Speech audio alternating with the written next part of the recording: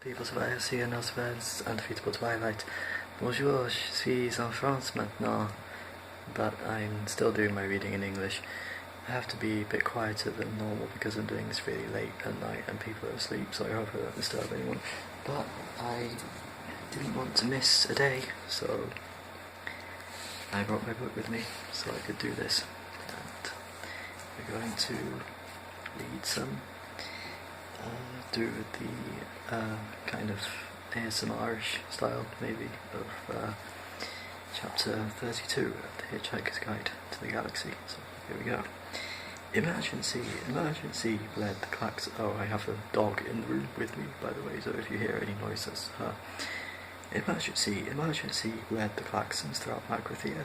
Hostile ship has landed on planet. Armed intruders in Section 8A. Defense stations. The two mice sniffed irritably round the fragments of their glass transports where they lay shattered on the floor. Damnation, muttered Frankie Mouse. All that fuss over 2 pounds of earthling brain.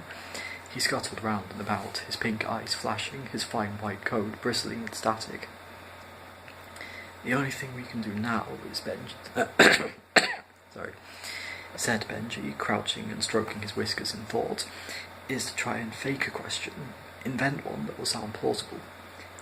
Difficult, said Frankie. He thought. How about what's yellow and dangerous? Benji considered this for a moment. No good, he said, doesn't fit the answer. They sank into silence for a few seconds. Alright, said Benji. What do you get if you multiply 6 by 7? No, too literal, too factual, said Frankie, wouldn't sustain the punter's interest. Again they thought. Then Frankie said, here's a thought. How many roads must a man walk down? Aha, said Benji. Aha, now that does sound promising. He rolled the phrase around a little. Yes, he said, that's excellent. Sounds very significant without actually tying you down to meaning anything at all. How many roads must a man walk down? 42. Excellent, that'll fox him. Frankie, baby, we are made. They performed a scampering dance in their excitement. Near them on the floor lay several rather ugly men who had been hit about the head with some heavy design awards. Half a mile away, 4 figures pounded up a corridor looking for a way out. They emerged into a wide open-plan computer bay. They glanced about wildly. Which way you reckon, Zaphod? Said Ford. A wild guess, I'd say down here, said Zaphod, running off down to the right between a computer bank and the wall.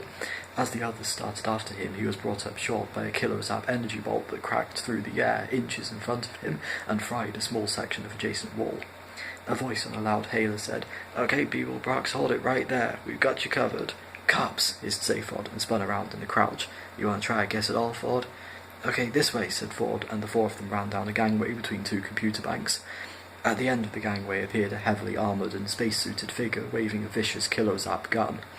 We don't want to shoot you, Beeble Brox, shouted the figure. Suits me fine, shouted Zaphod back and dived down a wide gap between 2 data process units. The others swerved in behind him. There are 2 of them, said Trillian. We're cornered. They squeezed themselves down in an angle between a large computer data bank and the wall. They held their breath and waited. Suddenly the air exploded with energy bolts as both the cops opened fire on them simultaneously. Hey, they're shooting at us, said Arthur, crouching in the tight ball. I thought they said they didn't want to do that. Yeah, I thought they said that, agreed Ford. Zaphod stuck a head up for a dangerous moment. Hey, he said, I thought you said you didn't want to shoot us, and ducked again. They waited. After a moment a voice replied, It isn't easy being a cop. What did he say? Whispered Ford in astonishment. He said it isn't easy being a cop. Well, surely that's his problem, isn't it?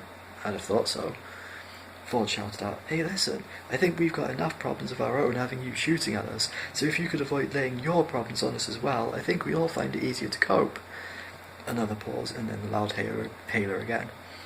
Now see here, guys, said the voice on the loud hailer.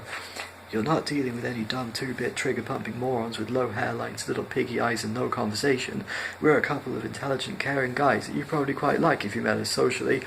I don't go around gratuitously shooting people and then bragging about it afterwards in seedy Space Rangers bars like some cops I could mention. I go around shooting people gratuitously and then I agonize about it afterwards for hours to my girlfriend. And I write novels, chimed in the other cop, though I haven't had any of them published yet, so I better warn you I'm in a mean mood. Ford's eyes popped halfway out of their sockets. Who are these guys? He said. Dunno, said Zaphod. I think I preferred it when they were shooting. "So are you going to come quietly?" shouted one of the cops again, "or are you going to let us blast you out?" "Which would you prefer?" shouted Ford.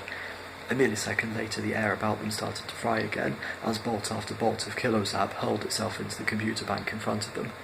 The fusillade continued for several seconds at unbearable intensity. When it stopped, there were a few seconds of near quietness as the echoes died away.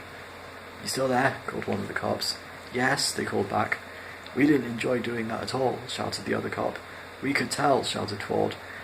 "Now listen to this, people, Braxton, you better listen good." "Why?" shouted back Seyfried. "Because," shouted the cop, "it's going to be very intelligent, and quite interesting and humane. Now, either you will give yourselves up now and let us beat you up a bit, though not very much, of course, because we are firmly opposed to needless violence, or we blow up this entire planet and possibly one or two others we notice on their way out here." "But that's crazy," cried Trillian. "You wouldn't do that." "Oh yes we would," shouted the cop. "Wouldn't we?" he asked the other one. "Oh yes, we'd have to, no question," the other one called back. "But why?" demanded Trillian.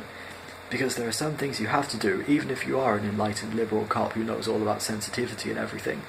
"I just don't believe these guys," muttered Ford, shaking his head. One cop shouted to the other, "Shall we shoot them again for a bit?" "Yeah, why not?" They let fly another electric barrage. The heat and noise was quite fantastic. Slowly the computer bank was beginning to disintegrate. The front had almost all melted away, and thick rivulets of molten metal were winding their way back towards where they were squatting. They huddled further back and waited for the end.